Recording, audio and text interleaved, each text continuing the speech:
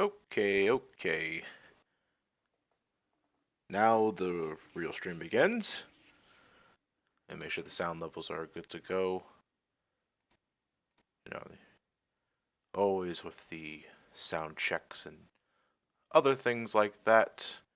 That's all good. That's all good. Let me check the Valium mixer one last time before we decide to get things started. With 7th session of the Final Fantasy VII live stream playthrough. Oh, these are really all loud. Okay, but that's at its correct level. There we go.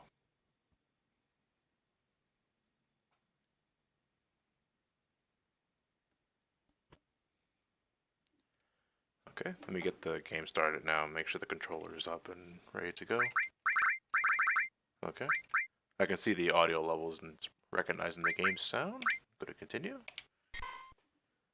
Okay.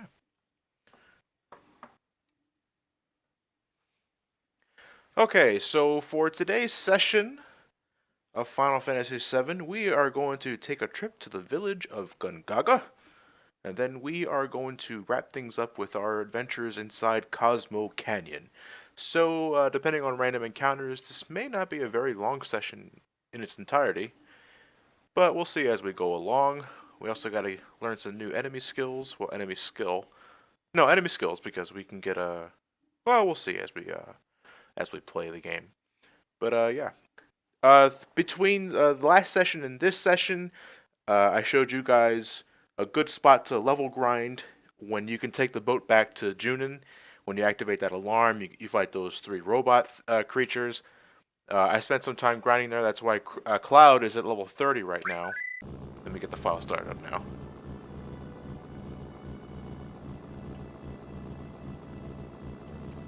Yeah, dancing in my buggy. I'm outside close to the soul right again. So yeah, everyone's pretty much been beefed up a bit. My gil is almost at 100,000 because of the amount of gil all those enemies dropped in Junin. Equipment's not really any different. Yeah, everyone's still rocking their double materia growth weapons, including Aerith, the wizard staff I gave her that we found in Mount Coral when we fell off the tracks. In terms of materia, things have really not changed that much. Some things have leveled up, like I got Earth with Quake 2, that's pretty good. Lightning is still at Bolt 2, Fire is now at Fire 2. I gave Aerith the second enemy skill because she, I believe, has a really good magic stat compared to Cloud. Cloud's magic attack is at 59, and Aerith is actually better. It's at 61. And all that jazz. Tifa, who will be joining us for this, or joining for the first half of this session, is pretty much my summon bitch. Because why not? She's a physical fighter, but I figure I should make her a little relevant with some materia as well. So we are on our way to Gongaga Village, which we can only get to with access with our new buggy.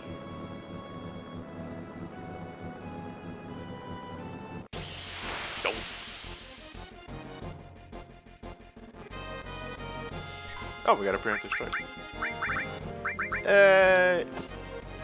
Oh. I always did like those attacks. They get your like fucking bitch slaps. I don't have all materia on the magic spells besides cure. And that's Aqualung. That's one of the enemy skills we got at the end of the last session.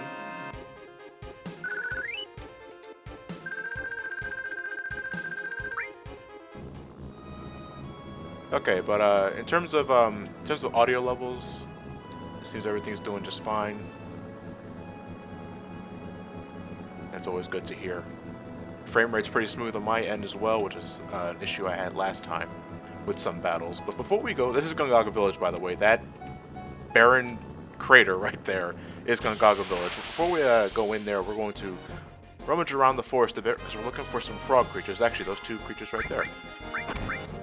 Let's manipulate one.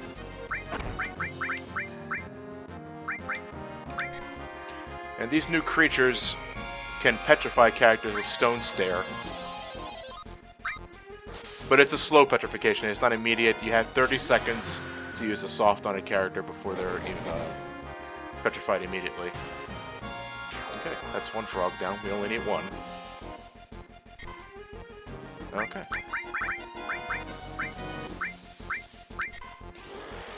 And this is Quake. It is pretty cool. Pretty strong stuff. And I'm going to use this off on Cloud so he doesn't get petrified. Alright, so we have the enemy skill on Aerith and Cloud, so we're going to use Frog Song on both of them.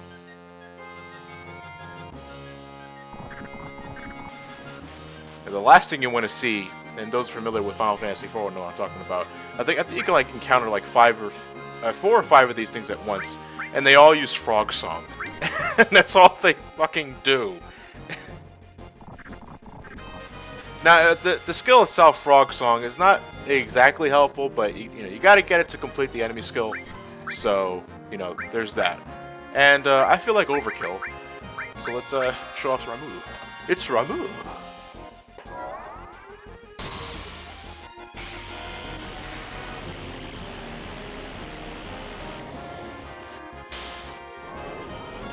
Lightning based, obviously, in case it wasn't obvious.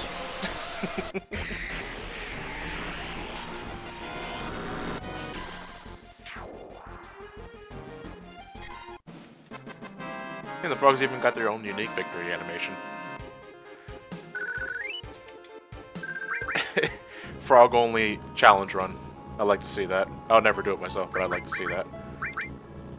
No, we're in a town anyway. Okay, so that's about it. Now we can head inside the barren wasteland. Once we exit out of the buggy. There you go. I just want to make sure everything's good to go. One last check. Okay.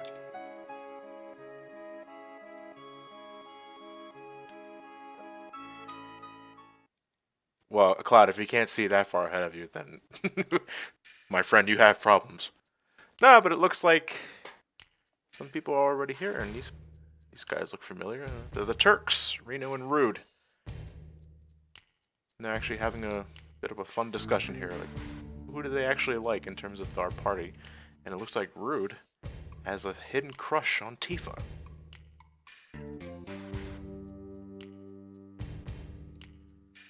And Elena, because she really doesn't understand the concept of knowing who thy enemy is.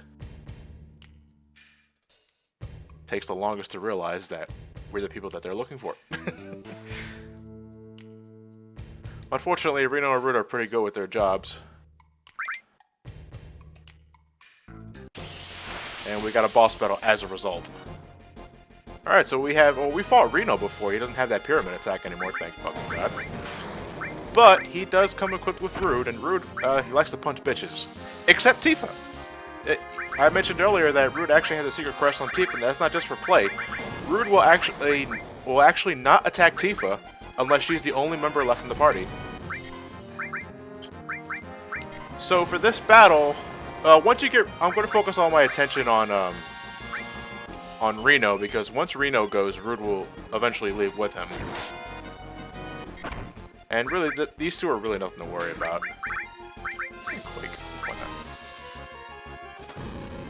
and in later battles, because yeah, spoiler warning, we're going to fight these guys multiple times throughout our journey. You should get into the habit of stealing from them, because they often have good accessories. Not this battle, they have nothing to steal.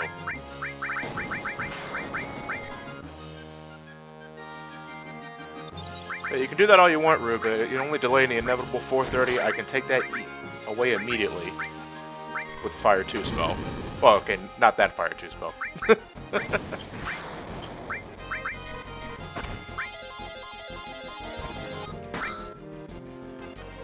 Okay.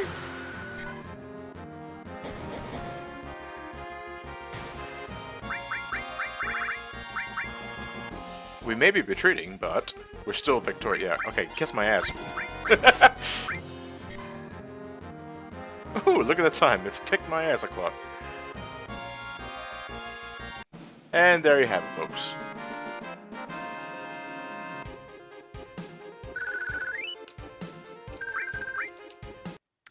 Since we defeated... No, I guess you get an item depending on which Turk you take care of first.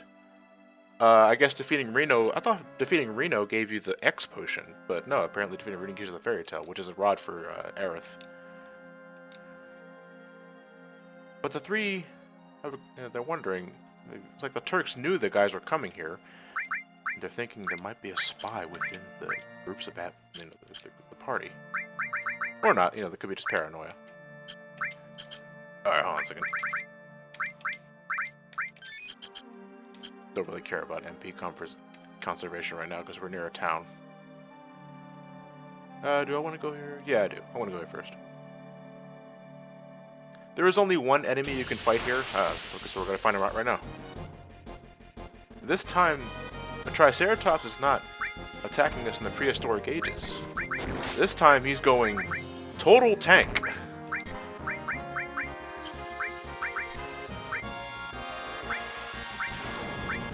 wonder if I can manipulate him.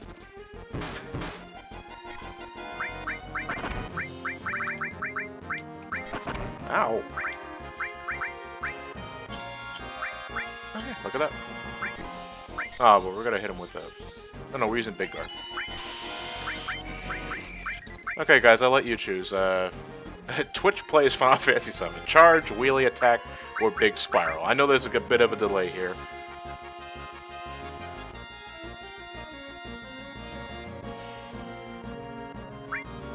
I'm kind of feeling the wheelie attack on himself, but big spiral. It's kind of like a wrestling move, actually. There's a charge.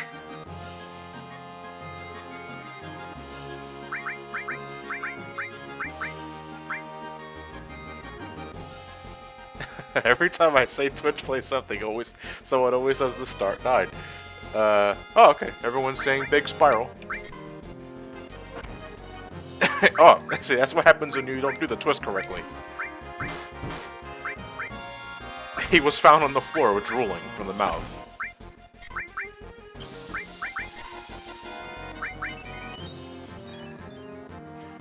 And Ragnarok is not a choice. Clim Hazard is, though.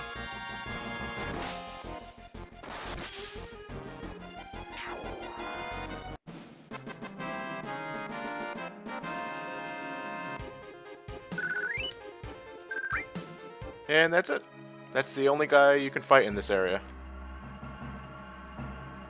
This place, as the music will give off, although the music will give away, this is a reactor, a ruined reactor. This place really got its shit wrecked.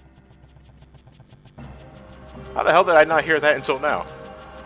It's Scarlet, head of the Shinra weapon development. We saw this chick earlier in the Shinra HQ raid. And just a heads up, she's not a very nice lady.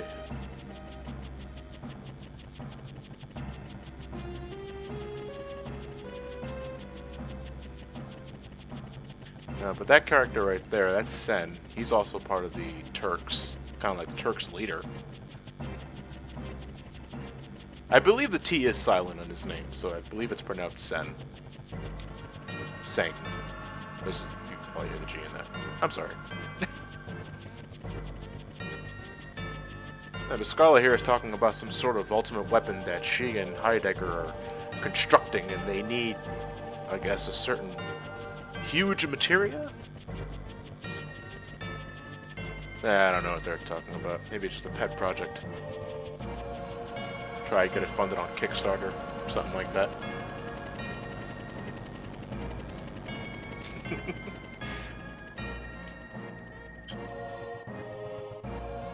But there is something here.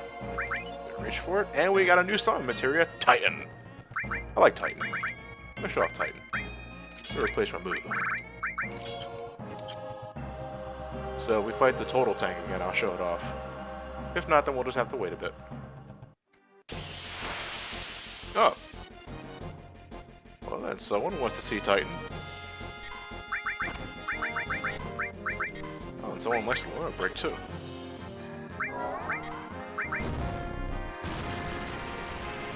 This is one of the very first summons I ever saw with the game, and I thought it was pretty awesome.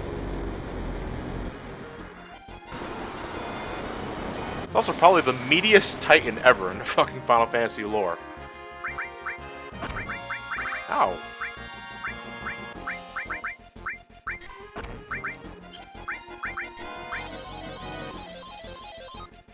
There we go. My timing's gotten a bit better with that in the PC version.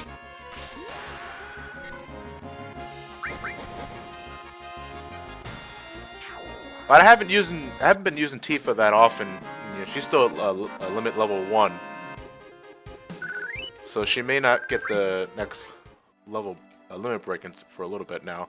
Then, yeah, another thing I forgot to mention. Off screen, I got Aerith to limit level 2, so she now knows Breath of the Earth, which I believe just removes all status elements from the party.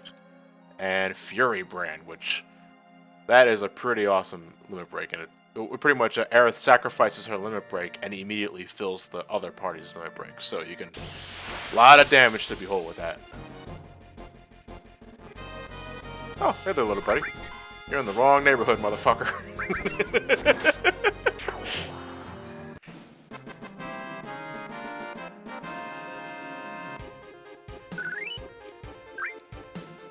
Alright, but that way led to the Ruin Reactor. We go west, I believe, northwest here. We got a new materia here, which is Death Blow, which is something I used to use a lot when I was a kid playing this game. But the thing with Death Blow is that if you choose it, you have a certain, I don't know what the percentage was, but you can either do a critical strike or you can completely miss. So Death Blow is very hit and miss. I don't like leaving my attacks up to chance, so I'm not going to be using it. Unless there's some secret that I'm completely unaware of. A reactor explosion 3 years ago took my husband. Yeah, so this is Gongaga Village.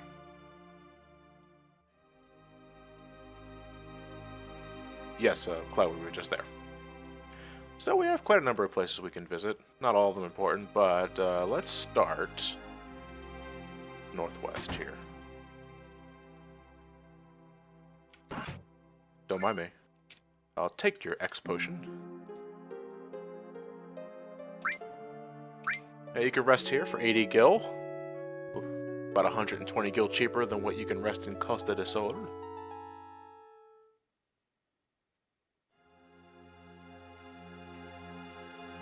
And that's pretty much the reason why I wasn't really conserving any of my MP, because I knew we were going to rest up here.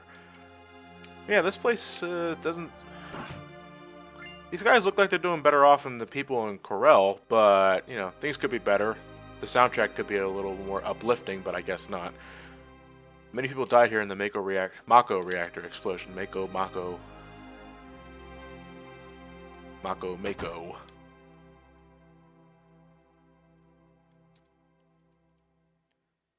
Just about everyone that sells here, you can hear a story. You know, we voted to outlaw the use of Mako energy when live with nature, and ever since the explosion. We should have listened to Mother Nature. We should have listened. And I believe this guy is the weapons owner. And I don't think it's very fascinating. You know, it's almost like they live in a barren village. Yeah, striking staff's pretty good. Oh yeah, well I think I had a striking staff already. I do. Yeah, I own one. But the reason why I have the wizard staff on Aerith because it has double materia growth. That's all fine, but you know, just in case you don't have those weapons at that point in time, you don't care about materia growth, that's where you can get some more weapons. Here we go. How about this place? And what's this guy's story? It's been a while since the explosion, but you can still find the pieces of it left all over town. No shit. And from the ashes arose a few muesli shops, some steam, and a ruined Mako reactor. Alright, this is the real reason why we're here. This guy knows that from the glow in our eyes, we're from Soldier. Zack. They have a son named Zack. It's been close to 10 years since he left for the city, saying that he didn't want to live in the country anymore. Left saying he's going to join Soldier. You ever hear of a Zack in Soldier? Cloud says he doesn't know. Ah. But maybe Aerith does.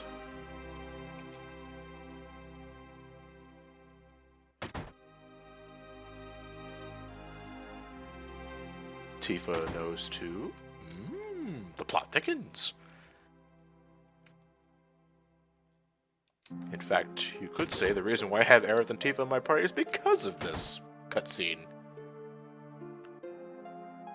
Alright, so, let's talk Tifa first.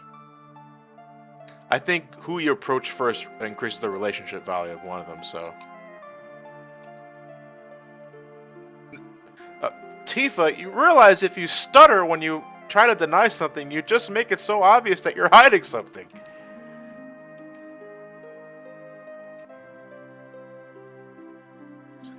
Soldier, okay.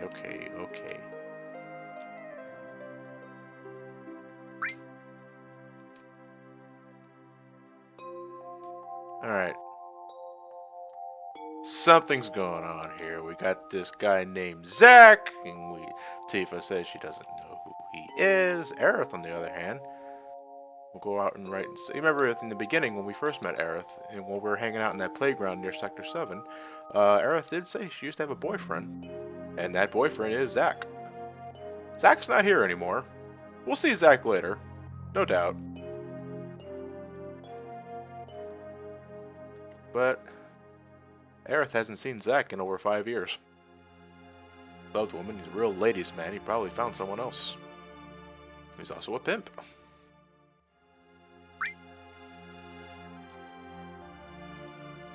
Never wrote.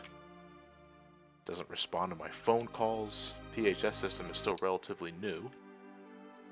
And that's about all we can do here, folks. That's the end of our trip through Gongaga Village. And of course, we got a random battle before we leave. Is it a praying mantis? The Slicer's father.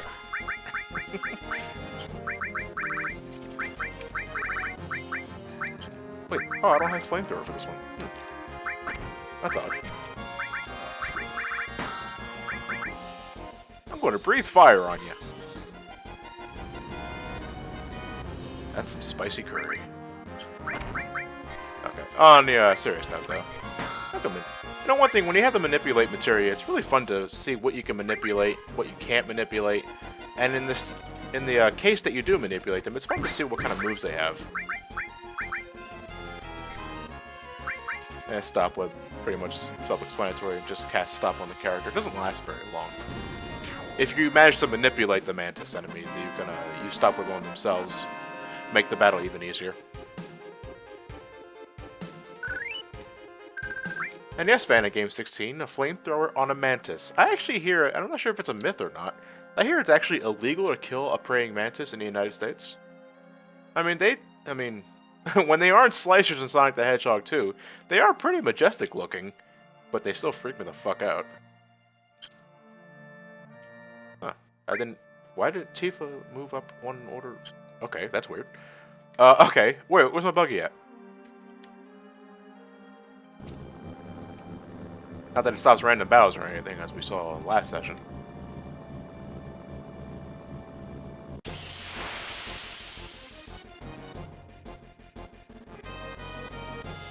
Yeah, more of these guys.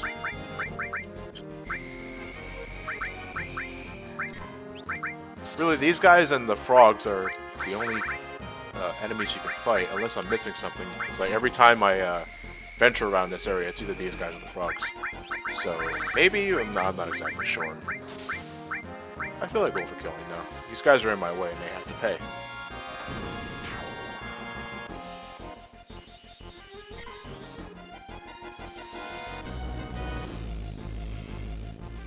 When all else fails, use beta, if you got it in the first place. And since my MP is getting higher and higher, you know, using beta is not as costly anymore, and Ifrit has leveled up. Sweet. So really, leveling up summons doesn't matter much to me anyway. I'm usually using summons once per battle anyway.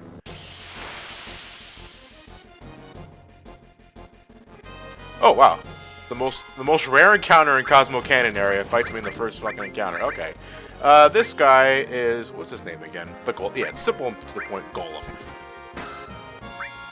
Not much going on with this guy. He gets closer and closer to you, and I believe if he gets right at point-blank range, he does a lot of damage. He's no Tonberry. I know that for a fact. But he does have Megaton Punch, which doesn't do as much because we have Barrier on thanks to Big Guard.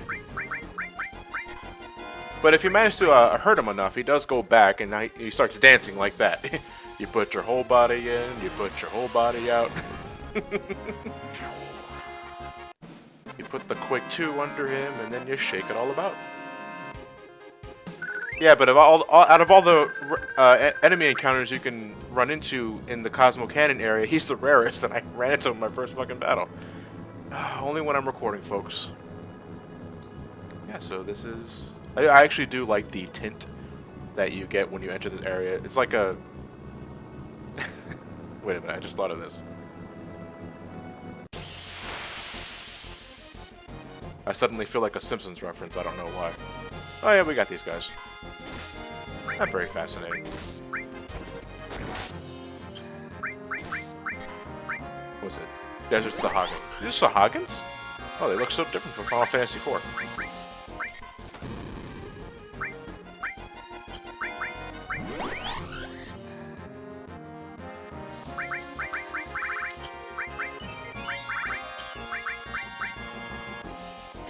Ow!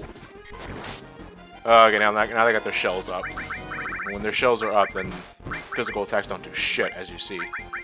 Okay, let's let's give him a bolt. Let's give them another bolt. I'm gonna steal from this one actually. See if they have anything. Oh yeah. You know, for an attack called Sand Gun, that looks remarkably like water. Oh yeah, it also blocks limit breaks, especially if they're physical based. And they don't have anything remarkable to steal either.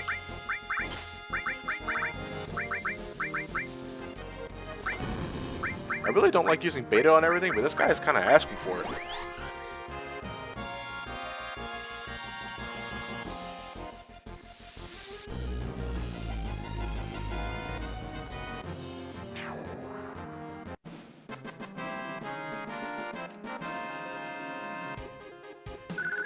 And that's all she wrote with encounters.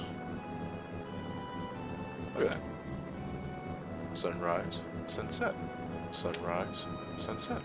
Sunrise, sunset. Sunrise, sunset. Sunrise, sunset. Sunrise, sunset. Sunrise, sunset. And then the sun broke. Oh, or a random encounter. Yes, the penguin bombers. I think that's what their names are. Oh no, skis. Oh my goodness.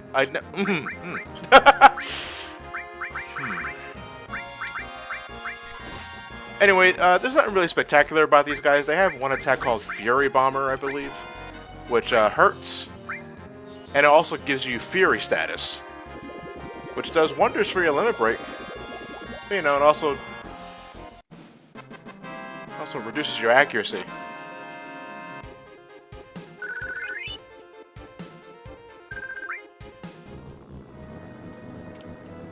Okay, but we've done enough lollygagging. Let's head to here.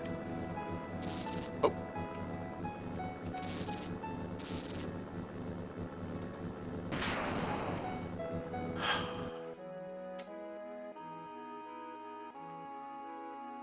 A breakdown. Dio!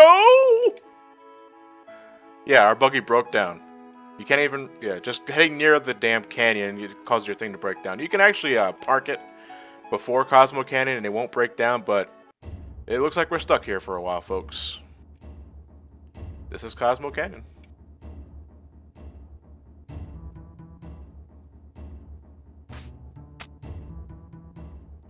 I am home. It is I, Nanaki.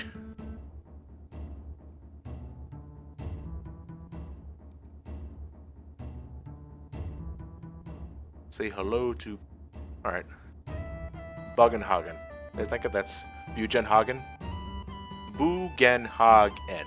I think that's how you pronounce it. Bugles? I don't know. Nanaki. That's that caught us off guard. Nope. Explain. Alright, so Cosmo Canyon is pretty much where people go to study the essence of life from the planet. It's very spiritual. And we find out that Red 13's actual name is Nanaki. And of course, Red 13 was the name given to him by Hojo, of all people. And I gotta say, I do like Cosmo Canyon's theme. It's a nice little theme.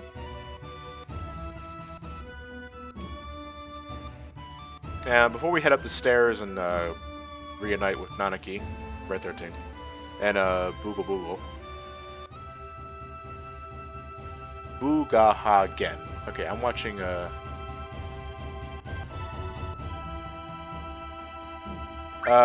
yeah, that's it.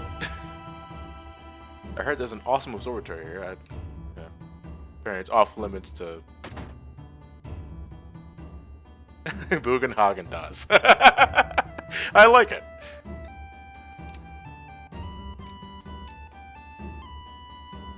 That's sarcasm? Is that so? You brought Nanaki back here? Yeah, thanks. Jerk. The Cosmo Candle. We can't actually drink that, by the way.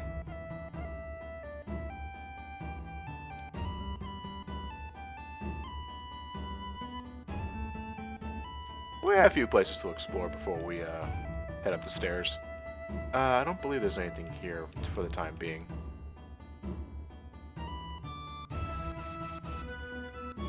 I'll tell you one thing there is here, around here anyway. Another Turtle's Paradise flyer. Actually, I believe there are 2 of them in this area. Off the top of my head. Sometimes I still get lost in this place, no matter how many times I played this game. Well, in terms of entryways and where exactly you can go in or not. Oh, this place is blocked off.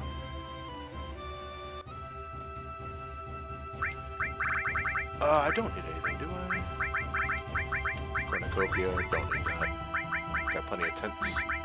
After my journey in leveling up in June, will do a number on you if you don't have tents. Or you can always go to the inns inside the stores in the Junin area. Junin is, I said it again, but Junin's a great place to level up.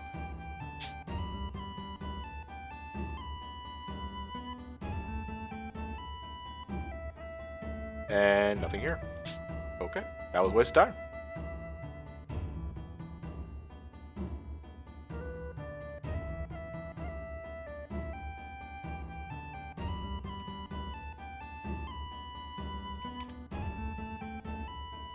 Here's where I mean, this is my hometown. It's okay, 13. You can say that you were born here. But apparently Red 13 doesn't like his father that much. It's like Titus, only with 4 legs.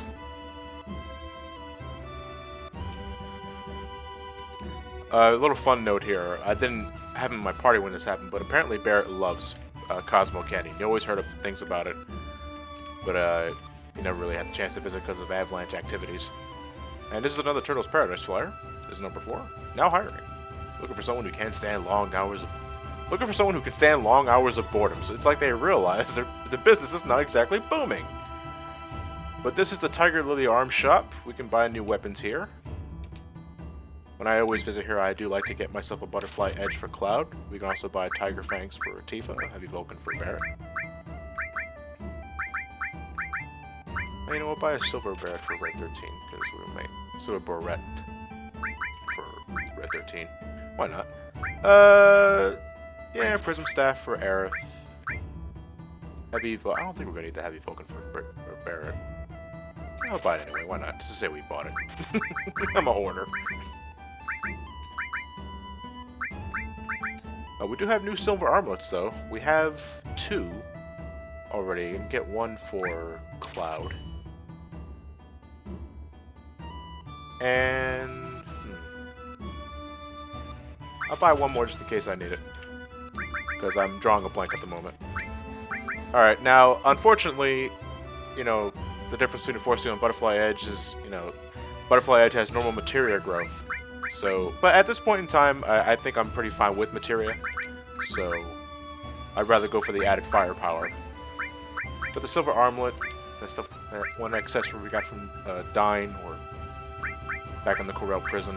It's all good and dandy. Oh yeah, Cloud's up by himself until we meet up with Nanaki, 13.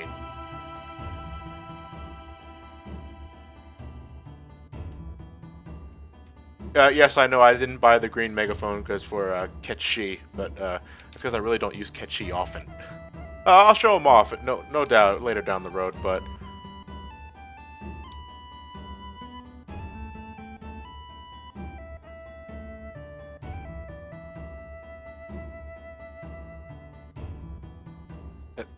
Cloud. There you go. I was like, what the hell am I stuck on? Hello there. Bugenhagen sealed this door shut. How did he do that? With super glue.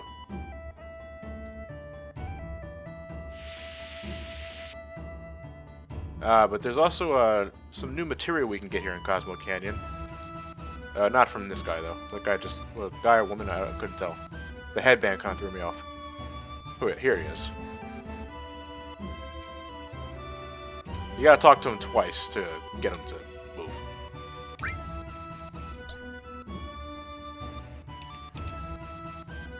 And back in my early playthroughs, I used to love buying a lot of HP Plus because I like to see my HP go up. But they're not really important in the long run. First off, they're 8,000 gil a pop. HP Plus, MP Plus, MP Plus increases, you know, it's pretty self-explanatory what these things do. New material, though, Mystify. I'll buy one for the sake of demonstrating what it is. Let's see what we got here. Mystify, which is just it teaches us Kung Fu, and Berserk. No, Kung Fu is confuse, obviously, and Berserk. Cast it on a member, they go nuts, you can't control them, but their attack power increases tremendously, so you got that. And let me see, I think it came from here. Oh yes, you can get the get a really good view of Cosmo Canyon when you're in this area, but besides that, there's nothing else you can do here, unless I'm mistaken.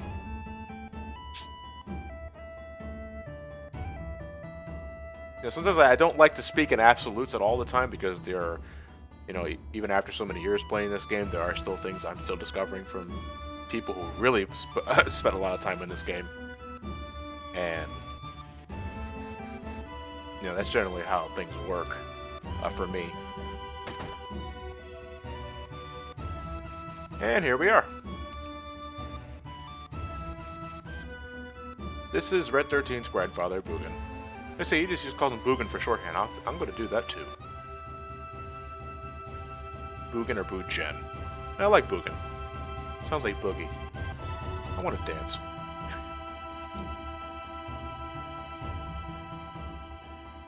"48.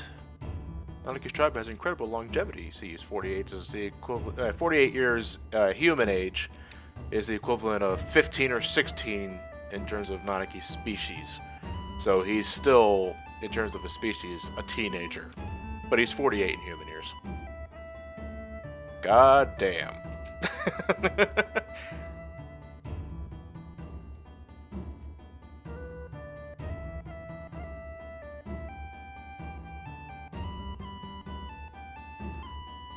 Yes, it is a bit odd that, you know, Red 13's grandfather is quite clearly human.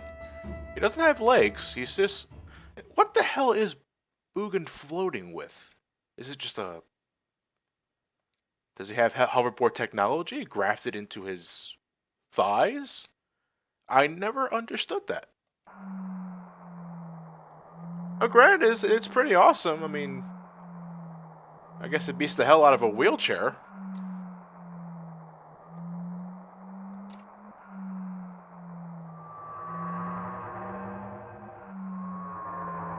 I hated that sound back in '97.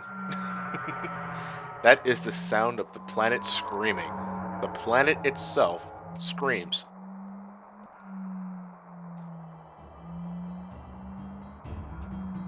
But apparently the planet is in pain. It needs help. That's pretty much what Bugen here... That's what he focuses. That's what he majors in, really. The study of the planet, the life of the planet, how it works, where's it going. And now he wants to show us the observatory. We can only take 2 people with us. So I have to take 2 people. So, I'll let you guys decide. What 2 characters should I bring with the observatory to me? We got Bear, Tifa, Aerith, Kate, Kachi, Yuffie. What do you guys think? I'm gonna go in circles here until I...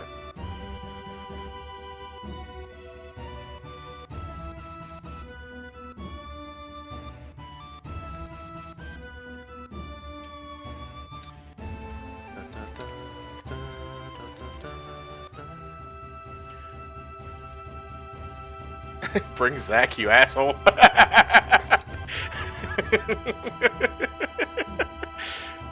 I see a lot of Tifa and Aeriths. Tifa Earths. Tifa. I see Tifa and Yuffie. Tifa and Aerith, let's make this a harem. Okay. Tifa. Go yourself, hero man. Unfortunately, no. I have to bring people with me. Okay, I'll bring Tifa and Aerith. Vote Squall on Yuna. No. I'm sorry. That requires modding, which I do not have the strength to do so. Or the knowledge. Alright, where the hell are the other two at?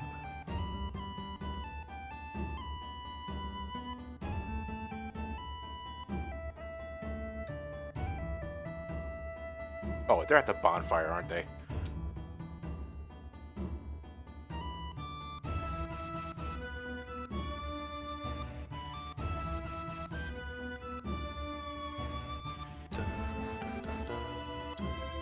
That's a good song.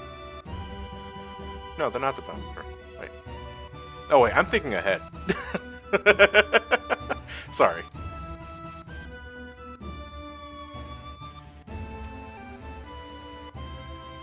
Yeah, Barrett's here at the bar. Well, sort of.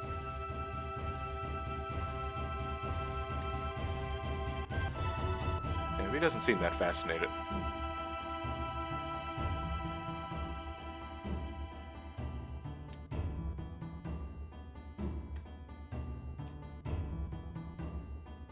Yeah, I'm thinking they're probably in the lower levels. It's been a while since I brought Tifa with me. I usually bring Barrett because he's so fascinated with this fucking place. And Ketchi for lulz. Yeah, I'm gonna have to go to the bar.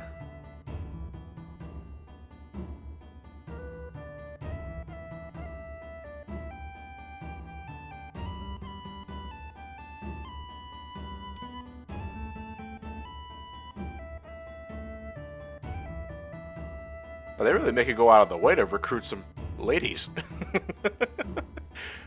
Gotta earn those relationship values.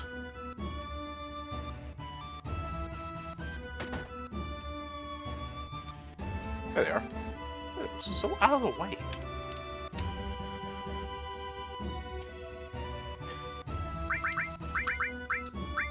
If I knew that, I completely forgot that.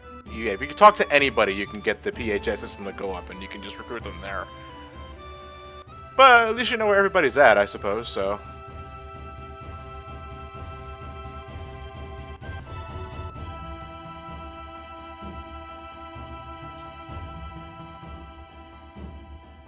Okay, we're going to the observatory. Not as psychedelic as the one in Majora's Mask, but it is quite the spectacle.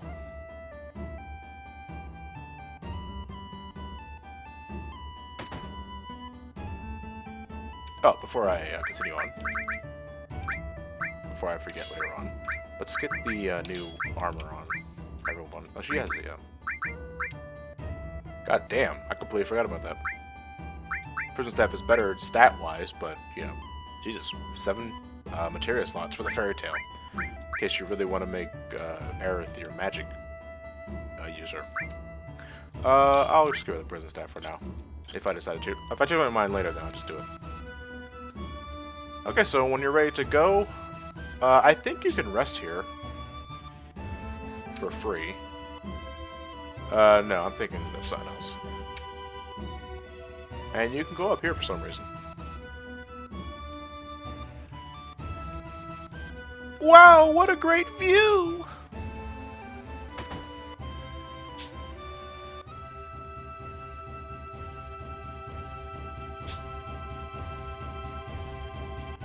was ready to go. Head inside the door. By the way, Bugin's also Santa Claus. Yeah, I think he begins almost every sentence with a ho ho ho.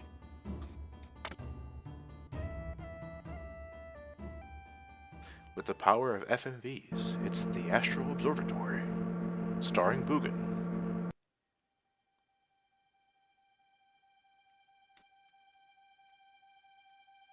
So pretty, just like the real thing. You know, I thought I brought Tifa with me.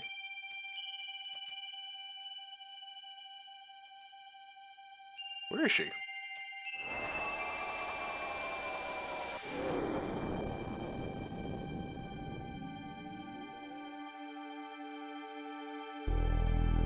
Look at that prism planet.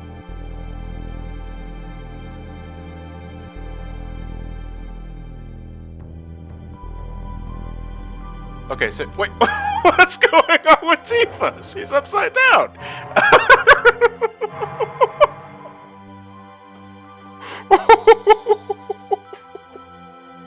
Oh, what happened? Oh, some sort of glitch. Tifa can't believe it's too much for her. She's fainted. Oh, Jesus Christ. So anyway, that kind of shoots the moon in the ass, but Boogan here is explaining the essence of the planet, life stream, spirit energy. Everything in this planet is composed of spirit energy. When something dies, it returns to the planet, where it eventually becomes something else because it, the spiritual energy is redistributed. And I can't stop staring at Tifa.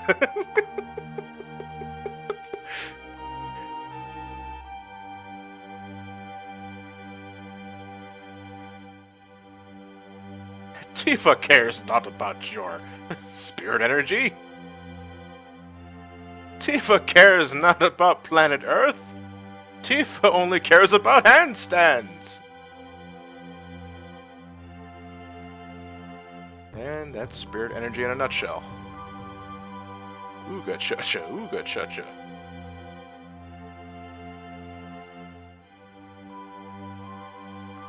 Spirit energy is a source of life for trees, birds, and humans.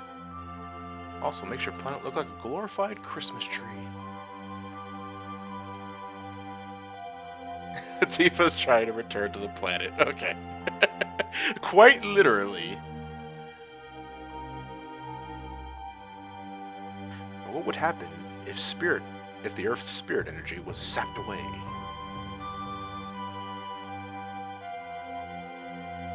Yeah, I think upside down Tifa's gonna be part of the thumbnail. Sounds like a good idea.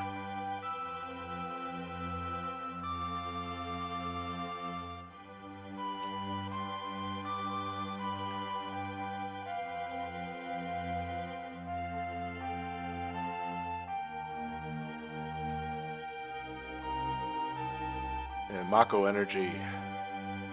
Well, Mako reactors. Pretty much what Mako reactors, what they harness from the planet, is spirit energy. So, in a sense, they. Jesus Christ, she's walking upside down. We're getting strictly exorcist, son of a bitch.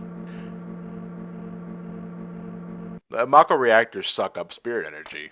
So, if you think Barrett is kidding when the planet's dying because of the likes of Shinra and their Mako reactors, he's not kidding. It's not just, not just Barrett being angry for the sake of being angry. They're right. Shinra is killing the planet with their Mako reactors.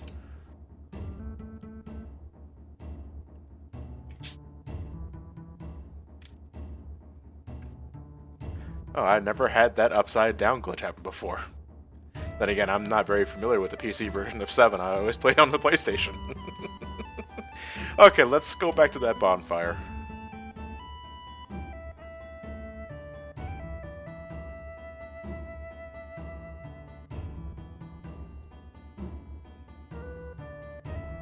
Oh, Jesus.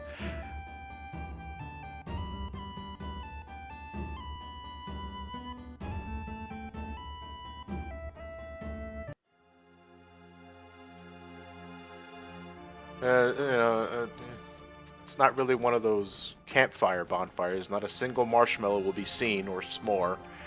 It's time for spiritual cleansing, ladies and gentlemen.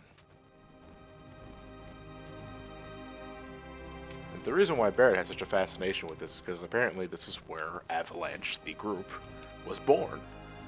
And he always promised Biggs, Wedge, and Jesse, the three guys that were killed in the falling of Sector 7, that they always go here and celebrate after everything's said and done.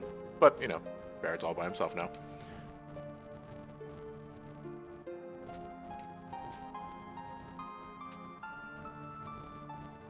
Okay. That's Barrett's declaration. Avalanche is born again. You know, Avalanche still has kind of an eco-terrorist stigma. Might want to change the name. Yuffie can give two shits about the bonfire. Ketchi apparently has been here before.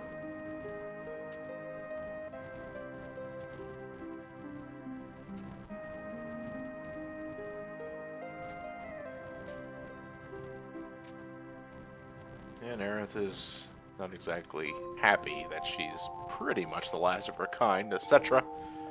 The ancients.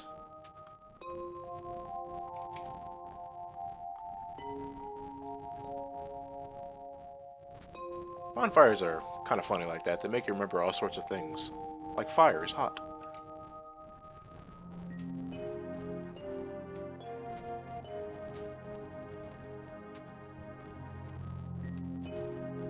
What the hell kind of question is that? If you attempt to approach Red 13 early, he just gives you the ellipses treatment. You have to talk to everybody else first before Red 13 will open up and talk about his father. He had no problem with his mom. Mom was apparently a courageous warrior, but he hates his father because apparently he was a superstitious and cowardly lot. Probably getting my mythos confused there.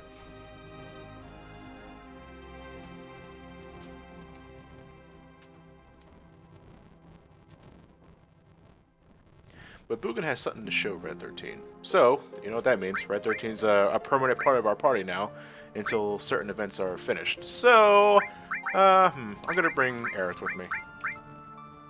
Why not? He's a nice and strong magic user. Oh, speaking of which, well, not magic, but I should get the new things equipped.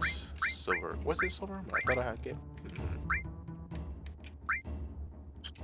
I thought I bought an extra one for this occasion. Oh well. Oh, I'm going past the weapon shop anyway. No, I didn't. I meant to do the I don't care about your turtle's paradise.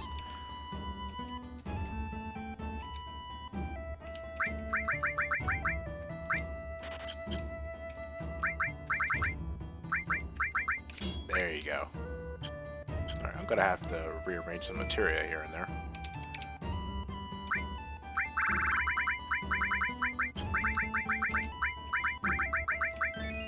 There we go. Okay, I might as well just exchange all of Tifa's materia with Red 13.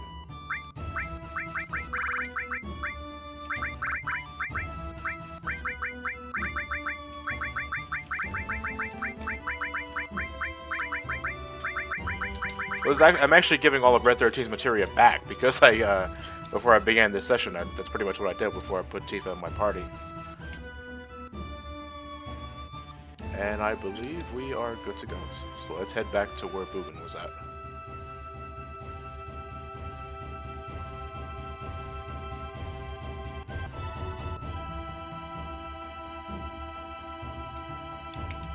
Oh, wait. Just want to make sure. Okay, we're good. We're good. Always good to be sure. Oh, Merry Christmas. A lot of you. Yeah, I'm good to go.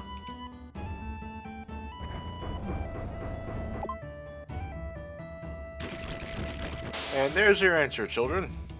It's not super glue, it's just a high-tech security system. Probably the Sloman Shield or Homeland Security, whatever is popular in the United States. So Bugin's coming with us. He's not a party member, so you don't have to worry about it. It's not like a Bannon situation in Final Fantasy VI.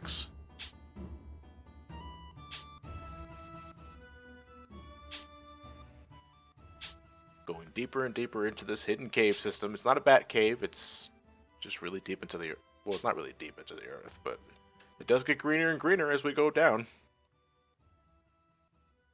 Who the hell goes down here? Is it Bugin?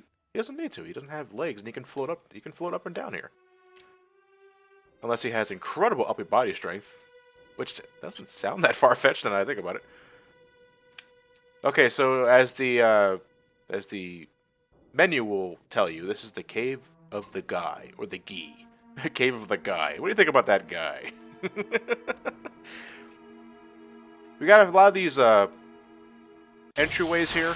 Well, we got random encounters too. We can also learn a new enemy skill. I don't remember if these guys teach us, so we're going to manipulate them anyway and find out. Oh. I'm going to bite him. Let me try again. There you go. Okay. Survey says... Yep, death sentence. This is a new skill. Pretty much puts a countdown on our hero, a minute. So we got plenty of time. So we're going to do it again on Aerith. Meanwhile, I am going to bitch slap this guy. Wee! I got a death sentence!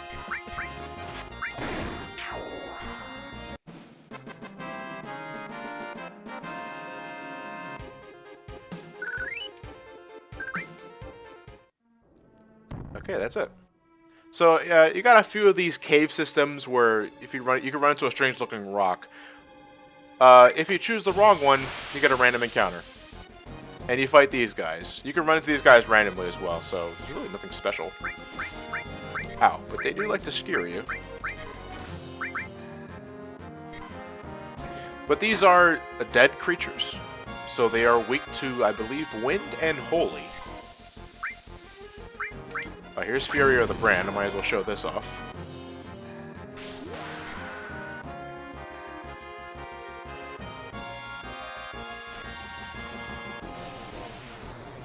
She does that. And everyone else's limit breaks are suddenly full. That is awesome. Let me show Stardust Ray. Yeah, by the way, I got Red 13 to level limit 2. So we got some new ones to show off to you. This is Stardust Ray. Multi-hit. Lots of fun.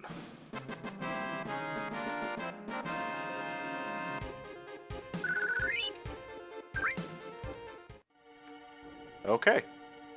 But, I don't remember the one specifically that we need to go to. But why not? Let's keep breaking them. No, actually, I think I remember the ones on the far right is one you gotta break, and the one on the other, on the upper left side is one you gotta break.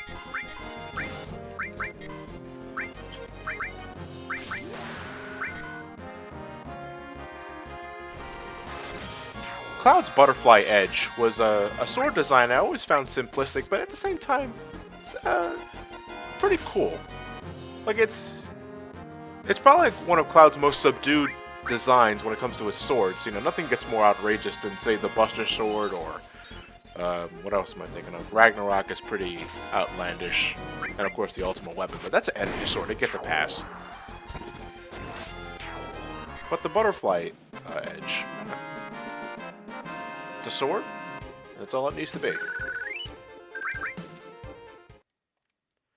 Alright, let me venture around here.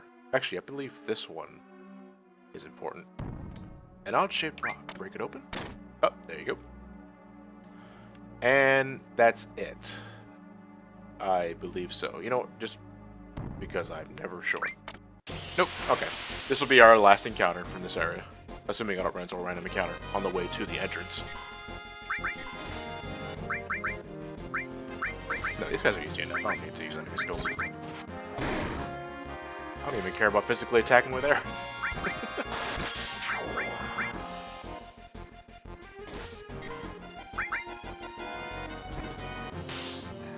Oh, these guys are floating though, so earth magic doesn't do anything. I believe that's still how how it works. They don't like fire, though.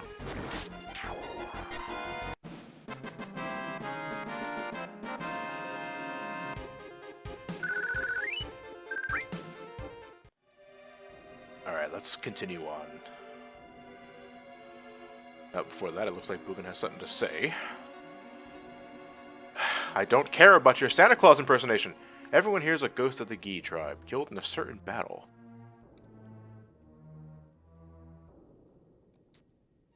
They're all vengeful spirits. They didn't exactly return to the planet. Why? I don't know. I guess if you will it enough, you don't exactly dissipate into spirit energy. So as a result, we got these guys. We got these guys, and we got the tribesmen that we were fighting earlier.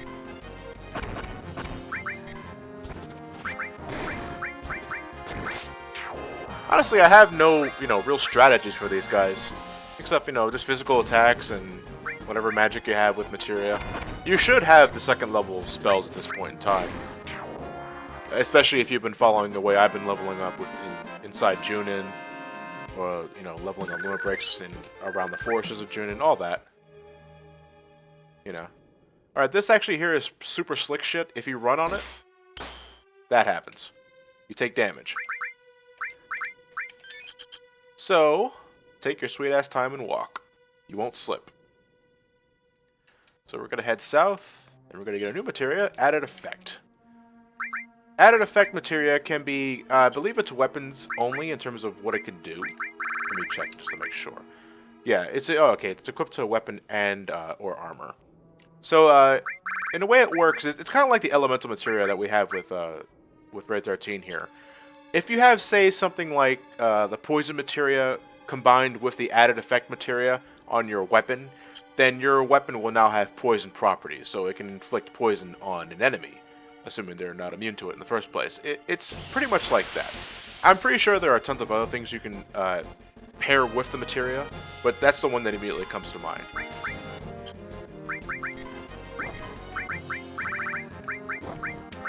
I'm feeling like an Aqualung.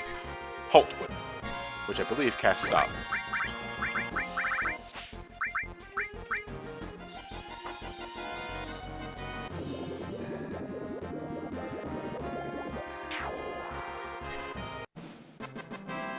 Oh, I love you, Aqualung. Your attack animation is super cheap. It's just the same bubble thing, it's getting bigger and smaller, bigger and smaller. Okay. Oh, nothing here. Sorry. And I do believe that is lava down there. Or it could be just rippling ragu. Kool-Aid.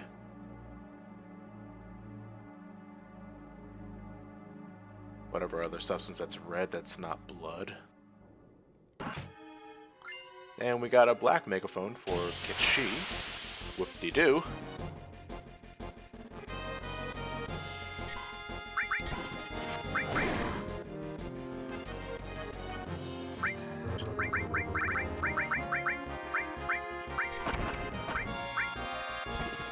Now, for something called triple attack, it's not that threatening.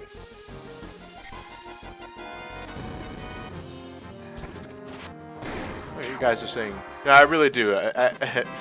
The delay between the stream and the chat kind of drives me nuts every once in a while, because I'm now just getting your responses to what the substance...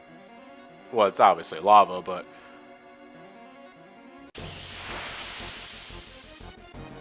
It's hyper-realistic blood. Oh, no! Back attack.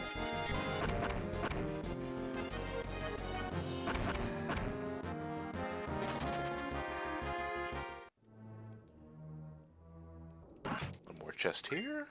And an ether. By the way, I've seen the subtle messaging they did there with the megaphones. You can find the white megaphone inside Cosmo Canyon, and then you find the black megaphone inside this area, which is all evil and dark, and it's black and white metaphors and shit like that. They are smart. Alright, so we got 5 different pathways here. Only 2 of them lead to good shit. So hopefully we can take the right ones without me forgetting things about like a dumbass. Let me get rid of 13 some action. Oh wait, yeah, he stopped, so he's not gonna be able to move. Okay, just gonna have to ask you guys to stop with the halt whips.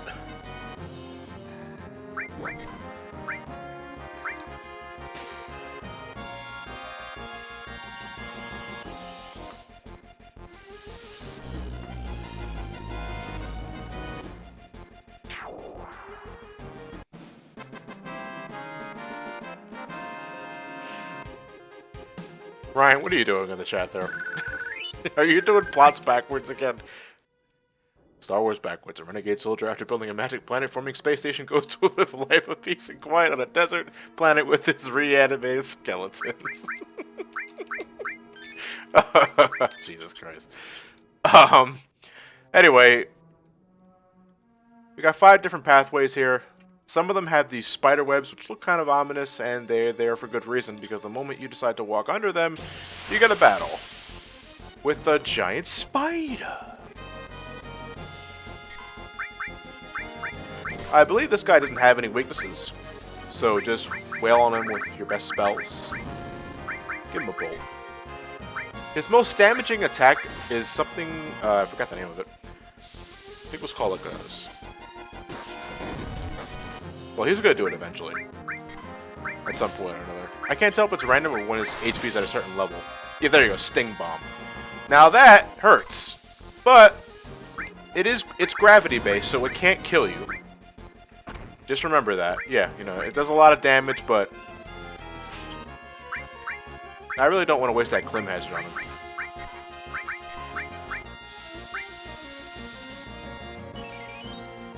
Sting Bomb is also great for, you know, building up the limit break. As you can see, Cloud and Red 13 are already up there.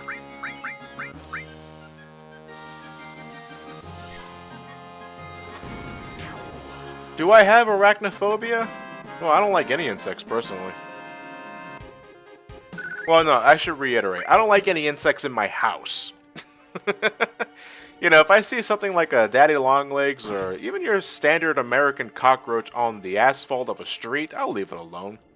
It's minding its own business, and then, you know. But the moment those things decide to go inside my house without my permission, then something's gonna go squish. Unless it's a daddy longlegs. I kind of like those guys. They look creepy, but they're usually there to help you. You know, I'll show off Bloodfang. Bloodfang is pretty much like Sledgefang, only when Red 13 does damage, he also gains some HP and MP back.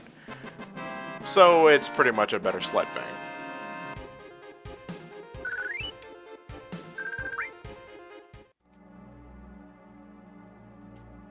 I forgot which way you have to take in order to get that specific treasure chest. Well, let me take the very left path here. Which doesn't lead anywhere, apparently. Oh yeah, it leads back here.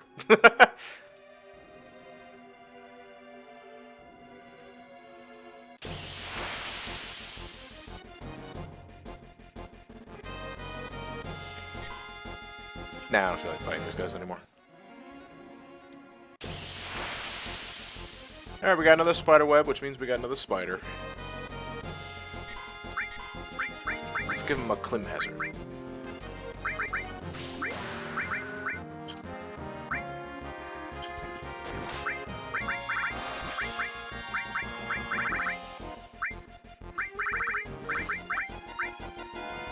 Nah, I doubt that's going to work on him.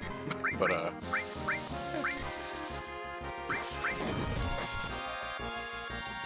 Ow. Oh, motherfucker, you just gave me a Fury brand. I'll do it later, though.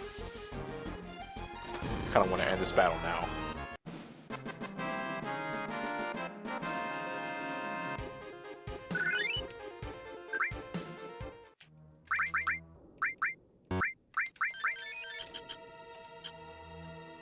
Okay, this is what I was thinking of. We want to head down here. I believe this takes us to the area with the treasure chest.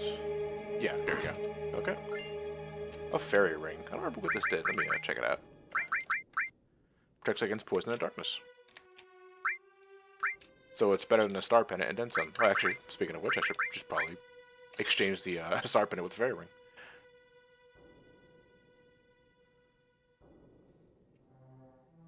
Okay, let's continue. Oh, let's head. Oh wait, I gotta fight. Looks like I gotta fight another spider in order if I want to get that chest. And you guys, I really don't feel like it. Hey, look, you can't even. I'm not even trying to defend myself, and you can't even hit me.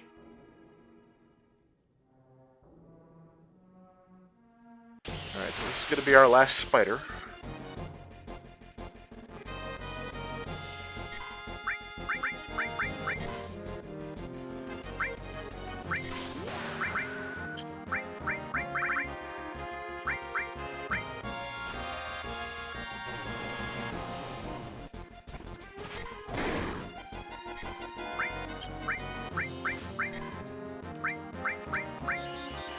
give him a Stardust Ray, since it'll ultimately do more damage than a Blood Fang.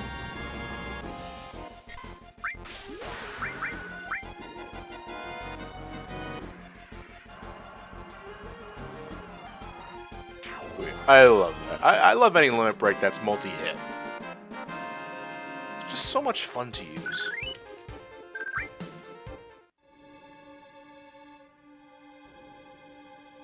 And our final item of this cave is a Turbo Ether.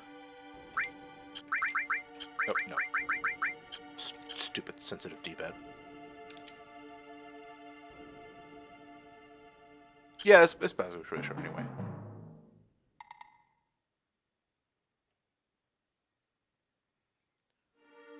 This warrior went to the cave all alone. Fighting attackers one after other. I think Red 13's starting to get the gist of who this one particular warrior is. That's a freaky looking fucking thing. What is this?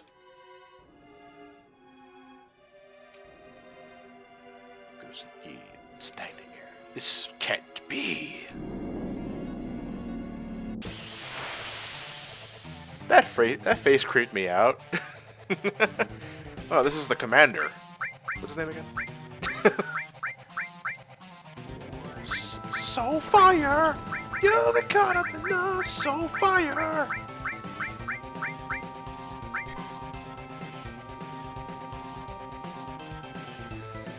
Alright, so this is, no, seriously, what is his name? Oh, Natak.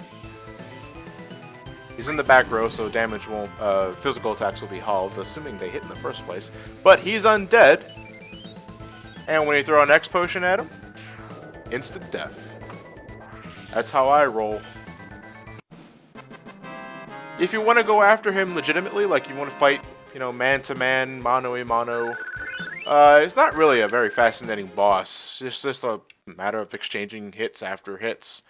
The fires, they possess you, and every once in a while the commander will like to cast... No, the fires themselves will cast fire too from within you, healing themselves but also hurting you at the same time. So there's all that. That's not really fascinating. One X potion, there you go. You dropped the materia though, gravity, which I believe teaches us Demi. You know, I really should have ranged the materia. There you go. Up here, John. Yep. Gravity-based magic, ladies and gentlemen. Don't really use it often, unless you guys can think of a reason to, you know.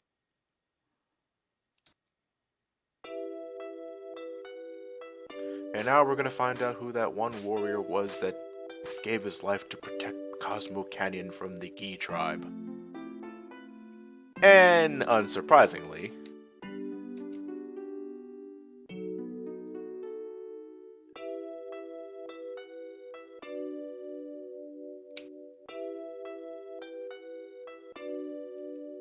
it's his father.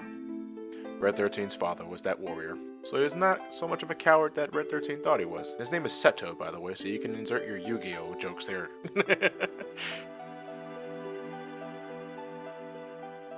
Petrified. Yet still living, by the way. It's cursed. Now he makes some sort of a, you know, glorified gargoyle that protects Cosmo Canyon, even though he really can't do anything from his position now.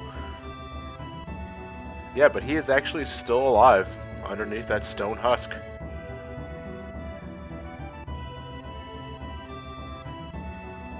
Now I'm guessing Red 13 feels like an asshole for hating his father.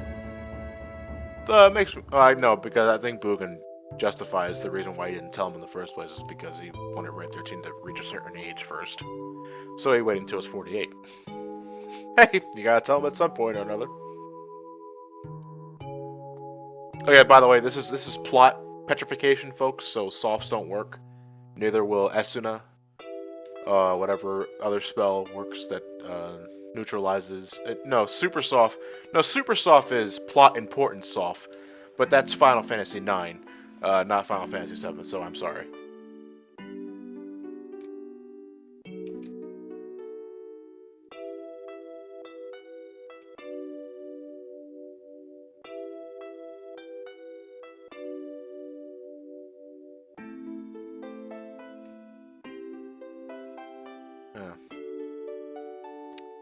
But, you know, the lesson of today, folks, is that Red 13 discovered that his father wasn't so much of a coward, but rather as a warrior who gave his life to protect Cosmo Canyon, and now he feels better about himself, and Nanaki really just is now encouraged to do what he can to protect the planet, which is what Mugen wants us to do.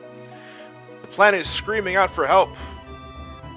It could die at any point. It could be tomorrow, it could be next week, it could be 2 weeks, who knows? But now it is our duty to stop Shinra, which we kind of already did. No, they're still kind of alive and kicking, but we have to save the planet.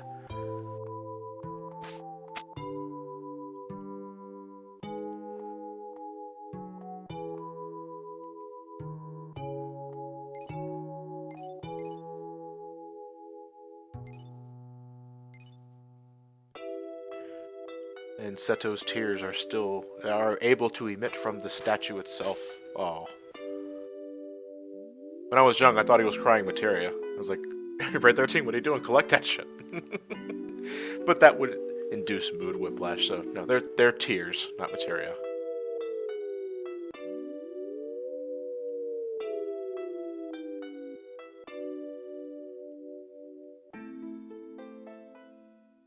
Oh.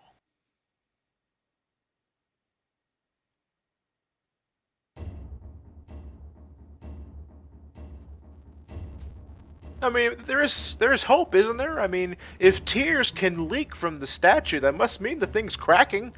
Give it 500 years. I'm sure Seto will break free from his rock prison. But apparently, everyone thinks that Red 13 is good as just stay in Cosmo Canyon and watch his grandfather. So, we'll bring Tifa with us again. Why not?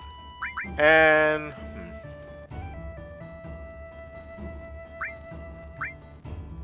no, Bear had enough love last time. I really don't want to show off Ketchi just yet either. Do I? Yeah, why not? I'll put him in my party.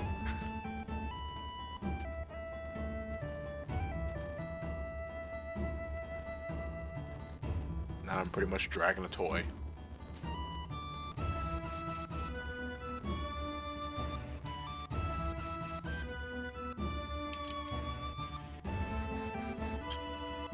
Oh, I got new stuff for Ketchi, I might as well. Ah, so the white megaphone's actually better. Well, it has a higher attack, but it doesn't have as much attack percentage as black megaphone. But they both have double materia growth, and black megaphone actually has more slots. More. By that I mean one, but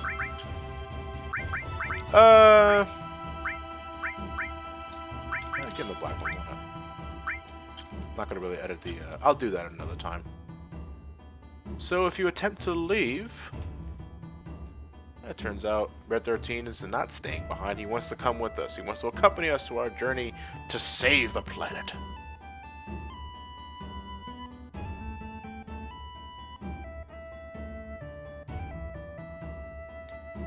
No, these are not phones. They're megaphones. You know, those things that police use when they're trying to talk to someone in negotiations and shit like that. I never got to use a megaphone.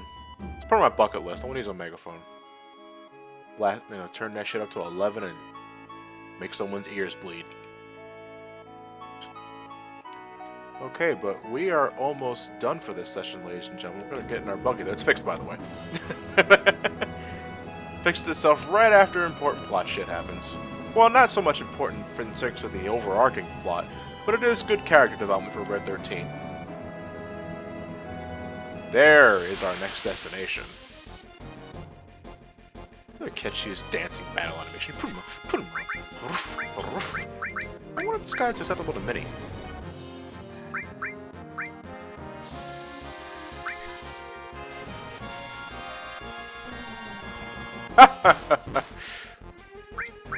Now I'm gonna stab him in the head.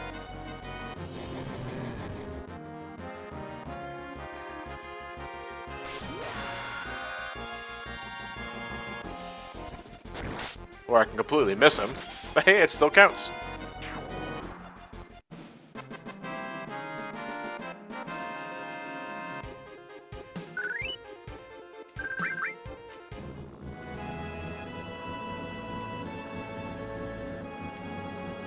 Okay, here is our next destination.